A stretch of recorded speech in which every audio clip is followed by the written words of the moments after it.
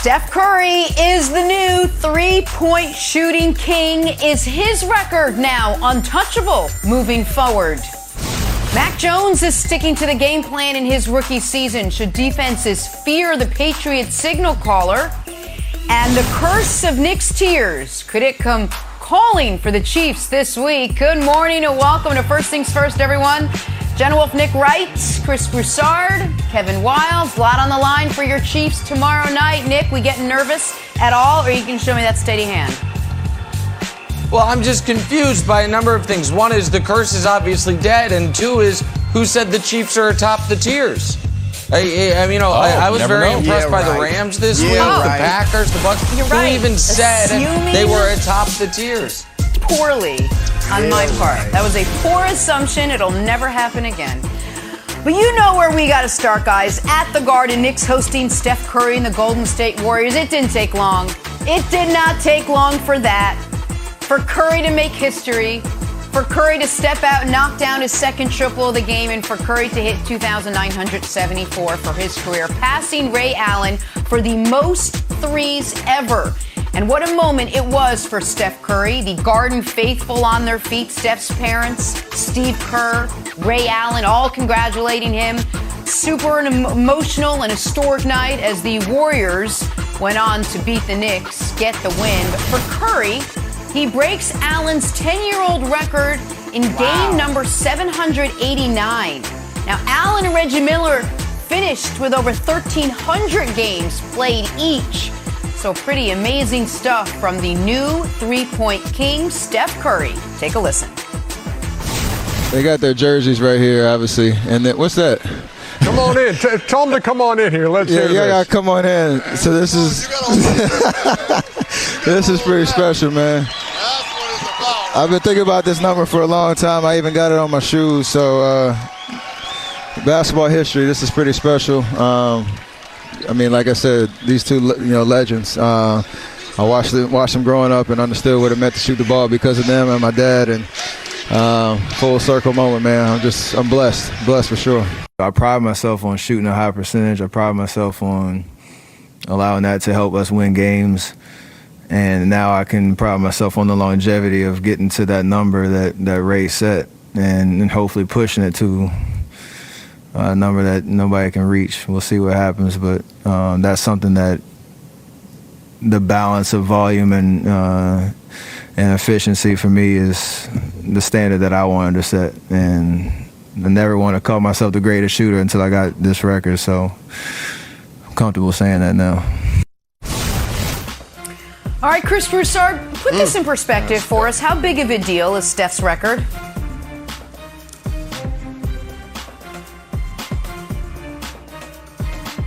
Well, look, last night was tremendous. It was great to see Ray Allen there, Reggie Miller on the call, TNT, the NBA, the Madison Square Garden to stop the game.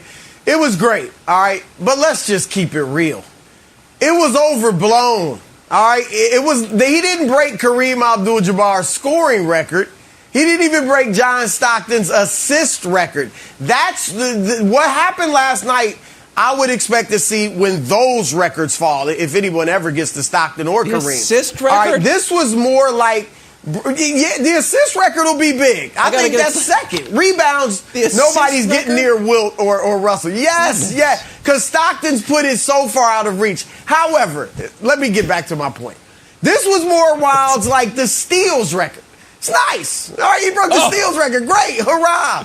But, it's a little overblown. But let me say this, because I love Steph. I firmly believe, maybe I'm wrong, but I firmly believe I was the first one way back in 2015 on national TV to say he was the best shooter ever.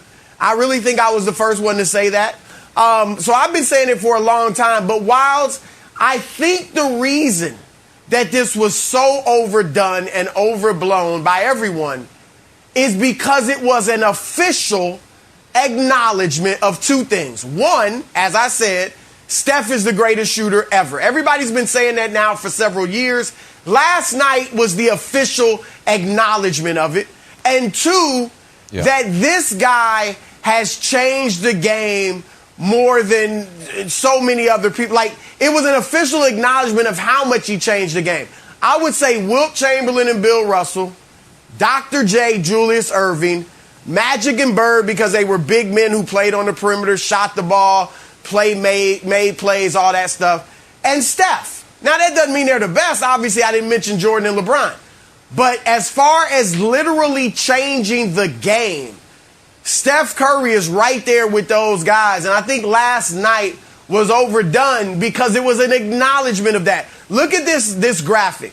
The number of three-pointers attempted per game in the NBA when Steph began shooting a lot, when he broke Ray Allen's three-point mark for threes made in a season, teams were averaging 18 three-pointers a game that year. Now they're averaging 35 three-point attempts per game. That's an increase of 7. It's basically doubling it. And all of that is due to Steph Curry. So that was an acknowledgement of what he's done. I think that's why it was so overblown.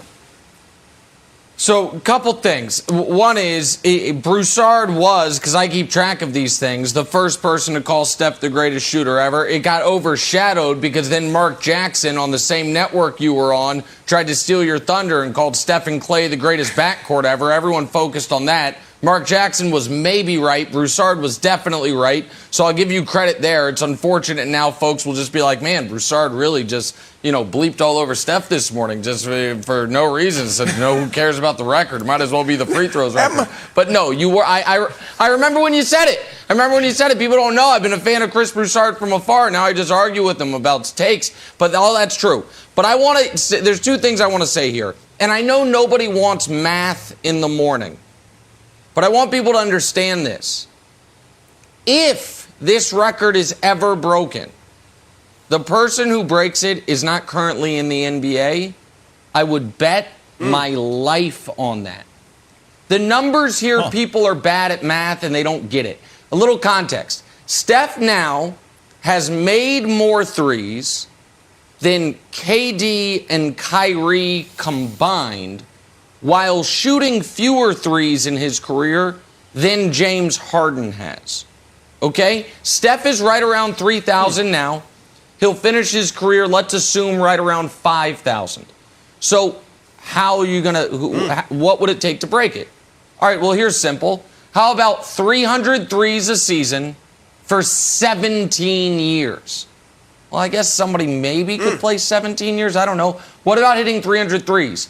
The full list of human beings alive who have ever hit 300, not 400, 300 threes in a season. Steph Curry, 4 times. James Harden, once. That's your list. Nick, what about Trae Young? Trae Young's career high in threes is 205. Trae would need to hit 300 threes a year for the next 15 years to get to where Steph's going to leave this record. No one is going to break Ray Allen's record again, other than Harden, for the next decade. That's just the math of it, guys. So this is, I don't know if it's unbreakable, but if it's going to be broken, it's not by Luka, it's not by Donovan, it's not by Trae, it's by someone who either hasn't been born yet or isn't in the league yet. That's the first point. Second point is this, Wilds, and this is why I think it's special, but also why, in a weird way, Steph is sometimes maybe underrated. It's inarguable, and it might be the only thing in sports that's inarguable. Steph Curry, greatest shooter ever. If I were to say to you, who's the best baseball player ever, you might get 10 different names. Even your guy, GOAT, Tom Brady. If you ask 100 football fans who's the greatest quarterback ever, some would argue Peyton Manning. And they'd have a legitimate argument. I'm not saying you'd agree with it, but you can make the case, right? Someone could make the case that as far as what they, or Joe Montana, somebody might even say Johnny Unitas. There is, the greatest basketball player ever is a hotly contested debate. There is no argument for anyone else. Okay, but you guys, all right, you're being funny. I'm joking. But it's debated. It's debated. There is no argument.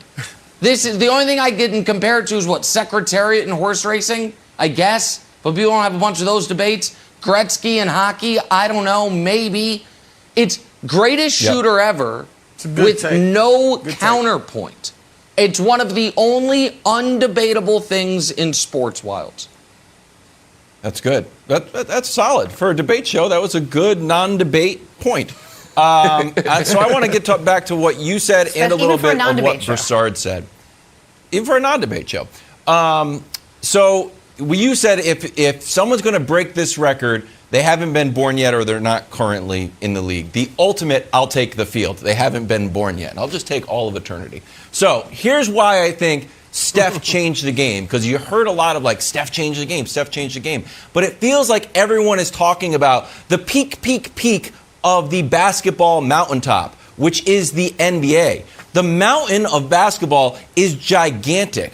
And Steph's most, I think, important or impactful change of the game starts down here. It's at the bottom. It's where everyone else plays. It's how kids play. Like, quick story, I played 2-on-2 with some kids. I'm like, these kids don't look that good. They're like 19 years old. I call 19-year-olds kids. And they're taking shots from so far away. I'm like, what is happening? This is a totally different game than the one that I grew up with. Right. And I think it started with this 2016 shot from Steph. So we're not only talking, Broussard, about the quantities of threes, but the distance of threes. And Reggie made a deep one at the Garden famously, but Steph makes these all the time, and this led to Dame making his big shot and Paul George being like, it's a bad shot. It's actually not.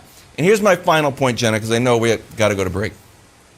Everyone from a generation of older than me kind of grew up modeling their game after Dr. J. Everyone, literally everyone in the planet who's my age modeled their game after Jordan. The best person who modeled their game after Jordan was Kobe Bryant. He literally became as close to Michael Jordan as you could possibly get. And your game centers around getting to the basket, athleticism, and little mid-ranges. But now, for the kids that are playing right now basketball, it is not only take a lot of threes, which this record was, it's go further and further back, and that is now a good shot. A shot that us on this show literally never grew up taking one of. Like, Broussard, when you were growing up, you were like, you know where I'm going to shoot from? 30 feet. Not as a joke. But kids are currently doing that, and that's how I think Steph has changed the game and impacted the game at the most minor league and roots level. Here we go. Go ahead. Jenna, when Broussard was growing up, though, I was too busy dunking. I was too busy going to the rack dunking on people. I was too busy going to the whole dunking on cats. I mean, I wasn't worried about threes. Hey, big night for Steph Curry last night. We'll have Antoine Walker on in a little bit, talk about putting it in perspective for him. But we got to talk some Lakers. Is trading Russell Westbrook something they're actually considering? We're going to dive into that. And then at the top of the hour, Nick's got some new NFL tiers to unveil. Among the many questions answered today, have the Patriots closed the gap on the top tier Chiefs? So much going on a Wednesday morning. Back up. We're drawing a blank on a Wednesday morning. How about this? The Lakers have reportedly held internal discussions about trading Russell Westbrook.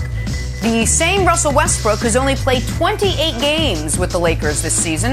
The report said the trio of LeBron, AD, and Russ hasn't blended as well as some Lakers figures had hoped. Hey, Chris Broussard, the Lakers trading Russ would be blank. It would be Heartbreak Hotel, Jenna. Heartbreak Hotel. And because I'm telling this from Russ's standpoint, because let's face it, we all know, even Nick, the eternal Lakers fan, because of LeBron, said that it's not a good fit. We all knew this wasn't going to work. I don't know why it took LeBron and Rob Pelinka so long to figure it out, okay? So we know from a basketball standpoint, if they can trade him for a good value, you do it. But from Russ's standpoint, it would be heartbreaking. We all see how happy he is to be back in LA, his hometown, to playing for the team he grew up rooting for. I mean, he's almost too jolly.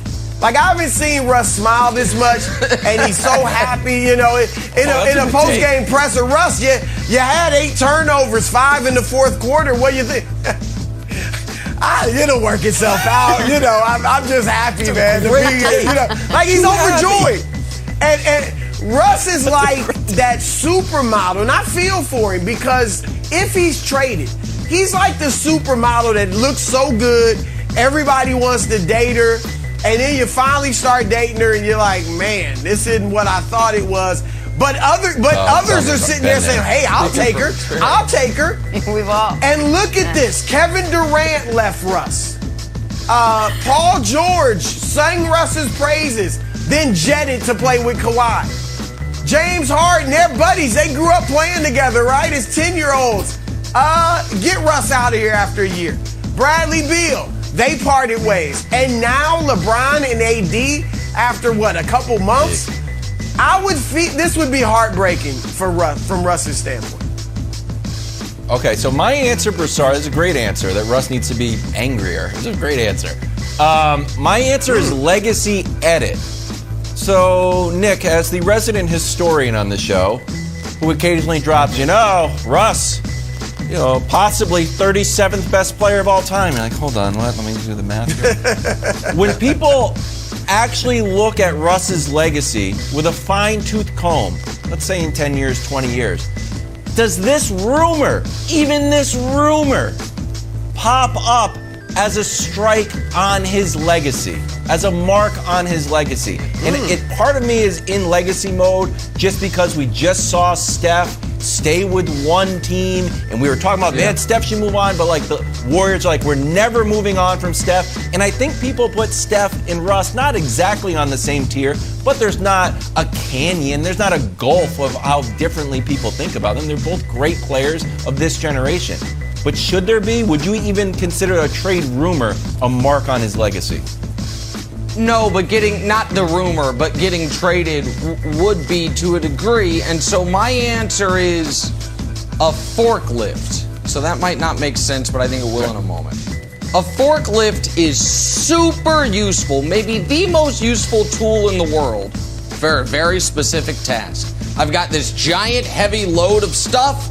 I need to move it from one place to another and lift it up. But the problem with a forklift is that's literally all it can do. It's not like, hey, going to the club tonight, driving my forklift there. You would look ridiculous. And Russ is one of the greatest ever at give him any collection of mediocre to bad players. And he'll get you to 500. He will make you relevant. But unfortunately, at this point, that's all he can do. If you put great players around him, you put him in a garage with a Lamborghini and a Maybach and a Rolls, guess what? Nobody will literally even one time take the forklift out for a spin. In fact, they might be like, can we trade that in for an e-bike? Just seems more fun. And so he needs to be a little more of a transformer, and he isn't. He's at this point, he does one thing really well. Like throw Russ back on the Thunder, and guess what? They'll hover around 500. I believe they could. But you put him on a team with LeBron and AD, and not only does he not help, some would argue he hurts. So that's the problem. And that's why he's not anywhere close to the tier Steph is in and the other greatest guards of his generation, Jim. All right, Lakers in action tonight down in Dallas. Also, Transformers, more than meets the eye. Back talking tiers now. That's right. Is Nick really going to subject his Chiefs to the tiers curse tomorrow night? We're talking that. We got 80s toys, Tonka trucks. Things are happening. Can you tier me now? That time of the week, Nick's got a fresh edition of the NFL tiers, hot off the proverbial press because we ran out of newspaper. We are 3/4 of the way into the season, and a three-way tie for the best record at the top of each conference after Week 14 for the first time in 50 years. Safe to say, it's a big week. So, Nick, take us through your NFL tiers entering Week 15. Reminder, once you're eliminated from playoff contention, you're eliminated from being graced by even showing up on the tiers. So now we're down to a 28-team tier. Houston, Detroit, Jacksonville, and the Jets. You won't see them. You also won't see a lot of these teams much longer. Show us the groups that won't be named. Maybe one of these NFC teams will sneak in, but these teams flatly don't matter. They just matter more than the teams that have already been eliminated. Now, let's get to the name tiers. Stop taking a victory lap, Broussard, that the Seahawks haven't been eliminated yet. It's beneath you. Oddly dangerous. For that. They're still if alive. any of these teams actually make the playoffs, they're going to be dangerous because they're going to be hot. They have shown at times they can beat good teams. You don't really believe in them, but they're oddly dangerous. All right, give me the next group of teams, please. This group here, walking wounded. So how are they wounded? The Ravens, Lamar is hurt, and so is the whole defense. The Steelers, Big Ben is hurt by, geriatric issues. The Titans don't have Derrick Henry. Baker Mayfield's broken down. Nick, what's wounded about the Bills? Psychologically, they're wounded. Have you seen their post-game press conferences lately? Josh Allen out here thinking they won. Those all are wounded AFC teams that are not long for the postseason. Next grouping, if you would, please. This group of teams right here, legitimately scary.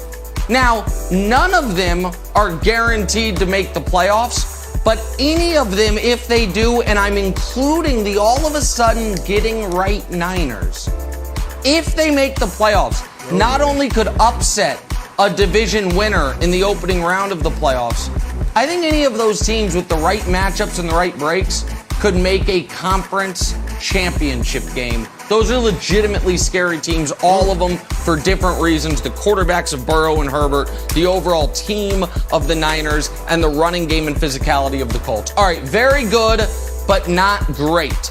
So these are teams that are very good. There is no argument they are not very good. However, they're not great. It's hard to just fully buy in, believe in them. The Cowboys are playing some of their most uninspiring football of the year. The Rams just had a great win, but it came after playing badly for a month. The Cardinals, who have had some of the best turnover luck and fumble luck in NFL history, seems like that's regressing back to the mean. And the Patriots, obviously, it's very hard to be a great team when no one on your team trusts your quarterback. Now, to the truly best teams. The number one contenders, to me, this is going to be a rematch of the NFC Championship game. We've been saying that throughout the season. You have two of the 6 best quarterbacks ever. You have 2 very good head coaches, good, not great, but good defenses, teams that know how to win playoff games, teams that feel they can go on the road and win. Those are your number one contenders. And then, of course, the favorites stay the favorites. You know how I know the Chiefs are the favorites? Here's how I know it. No. Because, there we go. There's the Chiefs. Because an amazing thing happened, not just on this show, but across media. A transformation of the Las Vegas Raiders into the Jacksonville Jaguars. The Raiders immediately became just a laughingstock, terrible team.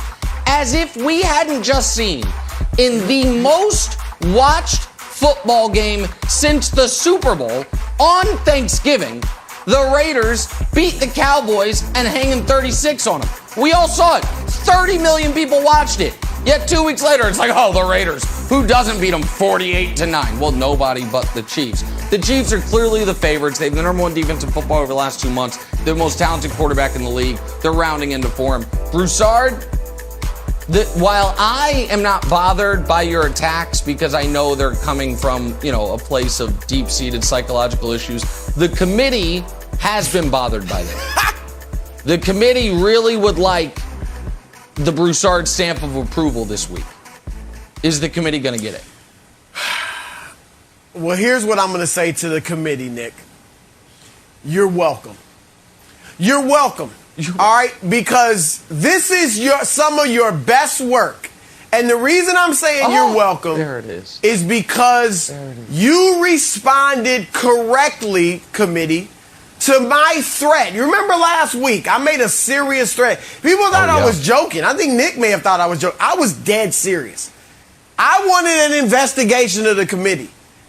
And I didn't get it. Yeah, because you wanted but the threat of the investigation and fines, penalties, the whole 9 yards made the committee straighten up and fly right. Because, Nick, job well done. I don't know how much you had to do with it or if the committee overruled you like they usually do, but job well done. And the categories are great. All right, you took it off the screen, but oddly dangerous, I agree. I'm not so much worried about Miami, but Denver and Minnesota, they are oddly dangerous. For all their flaws, they're pretty good teams that can pull off upsets. Legitimately scary, especially Indianapolis and San Francisco. Obviously, the other two teams, Bengals and the Chargers, have high ceilings, but they're up and down. Indy and San Fran, if healthy, could be scary. Very good. I do think the Rams possibly could jump to great, but right now that's fair. Very good, not great. My only beef is this. It's kind of minor, but I'm going to say it. I think there's a strong argument, Nick, for Green Bay to be the favorite rather than Kansas City. I think all season long, outside of week 1, where Green Bay was horrible, I think they've been more consistent than Kansas City, and they've got better wins. They beat their wins over Arizona and the Rams are better than any wins that the Chiefs have. Now, I know you're going to bring up, but the Chiefs beat Green Bay. Aaron Rodgers was hurt. I know you don't know that, but he didn't play. All right, not hurt, but out with COVID. He didn't play. All right, so I think there's a strong argument that you could, at the very least, Nick, put Green Bay alongside the Chiefs as the favorites because there's going to be 2 of them in the Super Bowl. So that is my main thing. And your argument about the Chiefs was okay, but here's where you went awry. You big-upped the Raiders, right? Oh, they rolled over the Raiders. Everybody's poo-pooing it. The Raiders aren't in the top group of your tiers. That's the problem. You just praise the Raiders, and they're one of your bottom tier groups that's going to be out in a couple of weeks. So that was your misstep with the argument. But overall, the committee did a good job. I'm glad to see that they responded well to my threat. Yeah, I'm glad to see the committee didn't listen to you and have the Cardinals as the favorites. That's, I think, why you wanted the investigation, because that would look just ludicrous and ridiculous. First point. Second point is the Raiders fell out because they had their soul stolen from them at the Arrowhead. Literally, not even from the game. Stomping on the Arrowhead at midfield, that wanton sign of disrespect. It's like building a house on burial grounds. You don't do it. Bad things coming. So that's why I'm with the Raiders. In regards to the Packers, Wilds, I'll just be quick here because we've been having audio issues throughout the show. So Broussard cut out for a bit there. All I heard him say is, I know the Chiefs beat the Packers. And yes, that's correct. They did. So it's very hard to have the Packers ahead of the Chiefs because they played and the Chiefs won. So it's just very difficult. They played head-to-head and one team won, one team lost. There. So when they have very similar records, it's going to be hard to have someone ahead of the other. But go ahead, Wilds. Okay, here's my issue. And I know everyone's going to think, oh, Wild's going to go in on the Patriots. I'm not. I want to be an underdog, and I want to have the bye. So if I can have both of those things, I'm very happy. But I don't quite understand the rationale on why the Chiefs are better than the Bucs. Because the Bucs don't want to be an underdog. The Bucs are literally the reigning champions. And I understand the Chiefs are great for the following reasons. They've got the continuity of a team that went to the Super Bowl. That's good. They've got great skill players. Yep, that's great. And they've got a wonderful quarterback. Understand, that's the argument you make against Chiefs-Patriots. Does that argument hold any water against the Bucs whatsoever? The Bucs have a better record. They just beat the team, the Bills, in a little bit of a weird game, but that same Bills team beat the Chiefs by 18 points, and the Bucs literally beat the Chiefs in the Super Bowl. But what about Mahomes? All right, what about Tom Brady?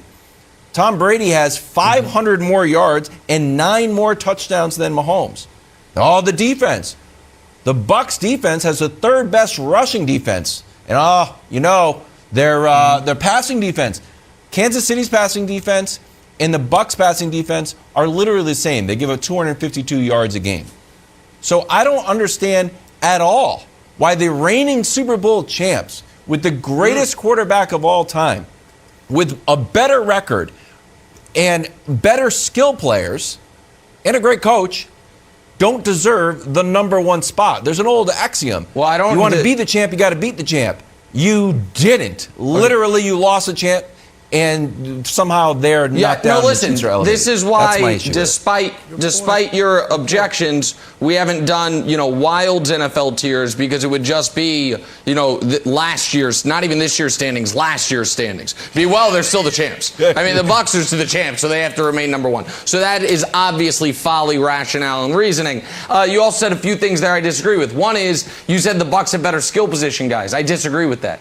If you put all the Bucs and Chiefs skill position guys in a room together, not only would the first pick be a Chief, the first 2 picks would be a Chief.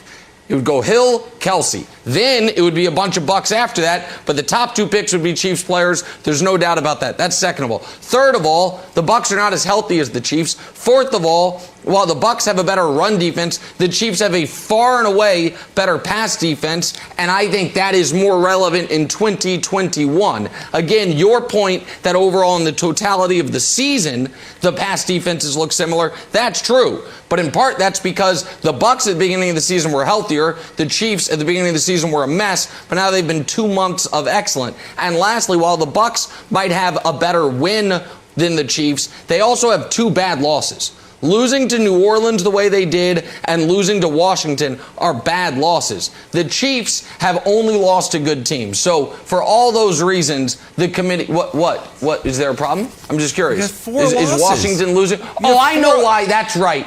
The Saints I'm supposed to say the Saints are good because they beat not only the Bucs, they also mollywopped your Patriots when Mac Jones was allowed to throw and he threw 3 picks. Forgot about that part of it. I forgot. The Saints are good. My bad. Go ahead, Jenna. It's a good team. Saints are a good team. It's a good team. Meanwhile, how close is it all? 13 teams in each conference, either in a playoff spot or within a game of one. This is going to be a fun Week 15. Great job, Nick. All right, let's hand out some NBA medals now. Only 3 games last night. Suns-Blazers, one of them. Dame put up 31 and 10, but Phoenix still nabbed the win.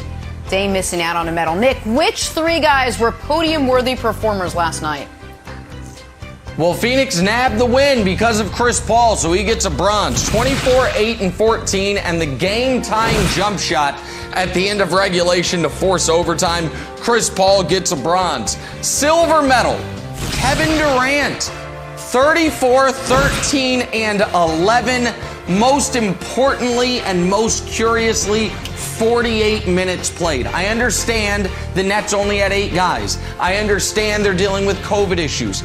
What Steve Nash doesn't understand is this isn't an elimination game, buddy. Maybe let Easy Money Sniper have a few minutes of rest. Maybe you lose to the Raptors, still the best record in the East. It's almost as if Nash has no idea what he's doing, but KD bails him out again. And then the gold. Not a great game, but a record-breaking game. Stephen Curry gets the gold. And by the way, if you're a Warriors fan, you're happy this record is now put to bed. Before we started talking about Steph breaking the record, he was 28, 6, and 7 on the year. In the 4 games where it was like, is he going to break the record? 22, 5, and 4. I think now that the monkey's off his back, he'll get back to playing at the MVP level he was before. There's your podium, Jenna, from last night in the NBA. Good stuff. All right, we're going to dive much more into Steph's big night last night coming up in a little bit, but we got to talk some Mac Jones. The Colts defense wants to make Mac throw the football on Sunday and throw and throw. Are they making a big mistake in doing so? Talking some Patriots next. First things first. Celebrate Christmas with just that. Boom. Fox Sports proudly presents a documentary tribute to one of football's most beloved figures, the coach, the broadcaster, the video game, all Madden.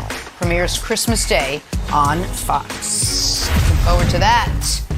You are now entering the No Bull Zone, sponsored by Credible Great Rates with None of the Bull. And we are previewing your Saturday night plans, which, if they're anything like mine, it'll be on the couch for Colts and Patriots. It's a big one for New England. They've won a league best 7 in a row, and a win this week and next, and they lock up the division. So how do they win? Well, a number of different ways. Defense, short passes, even no passes. Well, 3, as we saw last week. Complimentary football, as Coach Mangini always says. Well, Colts linebacker Bobby Okereke said he understands just how dangerous the Patriots' run game is. So the plan is to, quote, try to make the game one-dimensional, see what Mac Jones can do. Wilds, it doesn't sound like the Colts defense fears Mac Jones. Should they, though? Oh.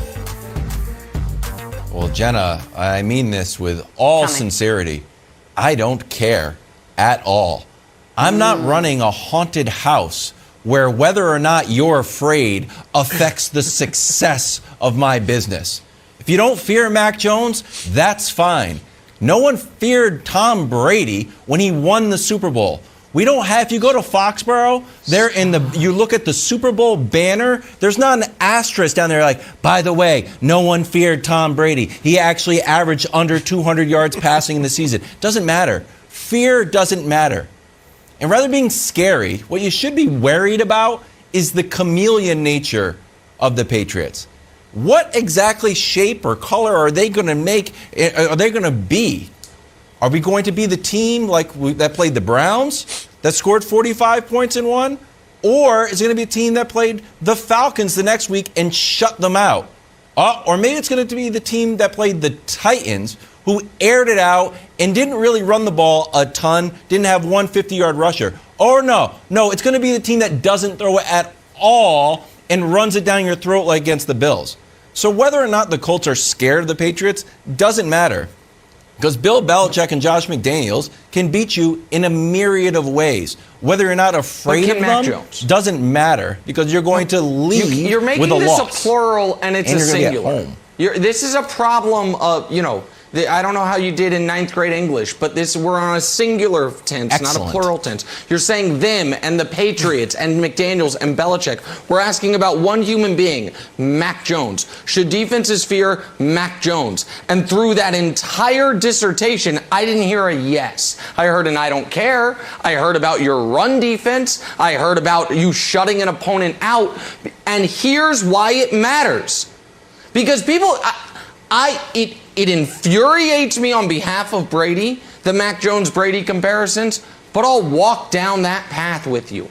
That Super Bowl they won, Broussard, how'd they win it in the end?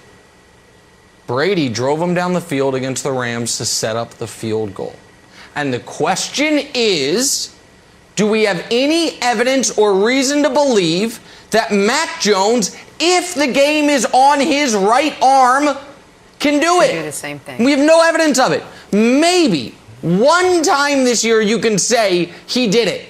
It was against the Texans in a game they were down 13 because he threw a pick to start the second half. There's not another game all year you can say Mac Jones carried them. That's the fear for the Patriots, is that at some point in the NFL, Red Grange ain't walking through that door. Your quarterback is going to have to win you a game. And nobody that isn't wearing Patriots pajamas thinks Mac Jones can. And they are so unafraid, Broussard, that they're openly saying, well, we hope McCorkle beats us, because that's the one thing they can't do. Yeah, Nick, I'm going to have to agree with you on some of that, because while you were spinning, you were running, you were deflecting, like whatever it was, but it was a nice try, okay? Because it doesn't matter if you don't fear us. I think it really does bother you.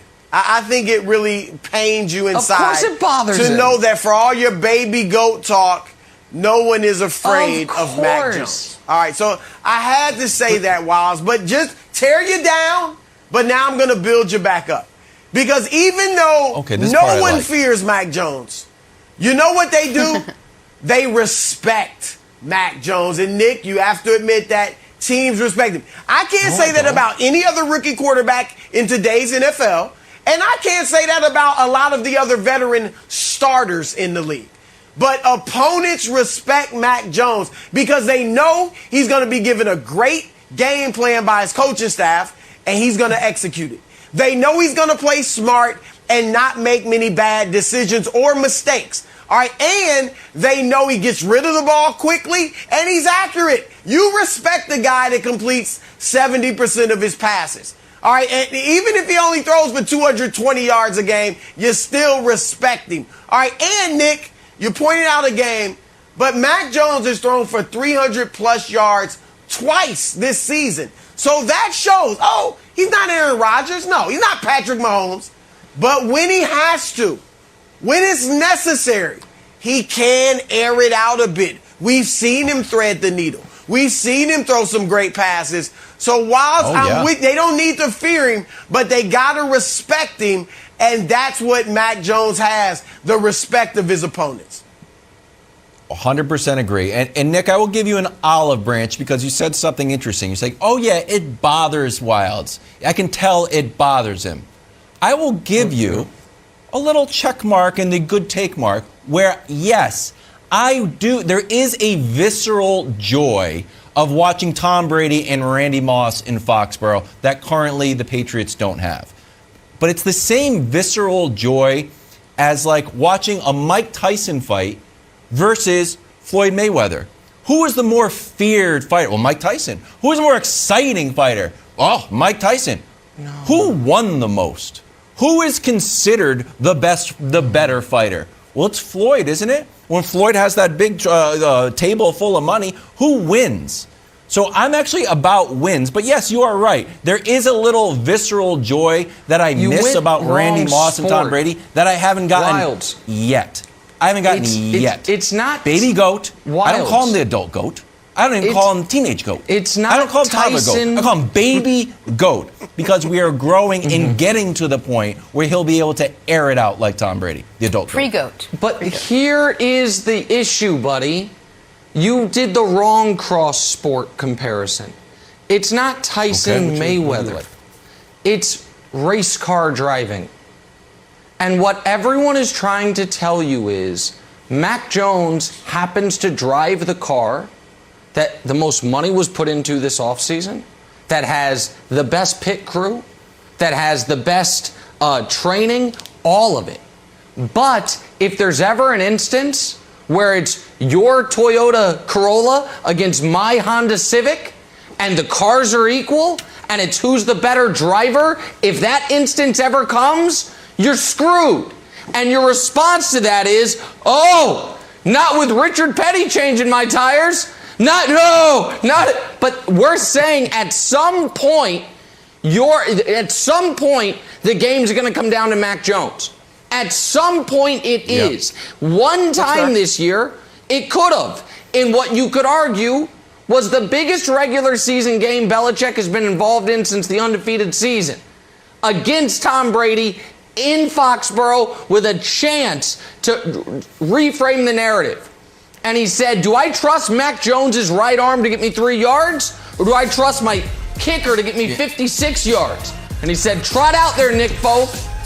We've seen it, Jenna. Well, we've seen it, and Wildes knows it. He outplayed Brady that game. Jenna, about the racing, it's hard for him to drive because he has little hooves. Hard for him to hold on to the wheel with his little hooves. We gotta go. Undisputed starts right now.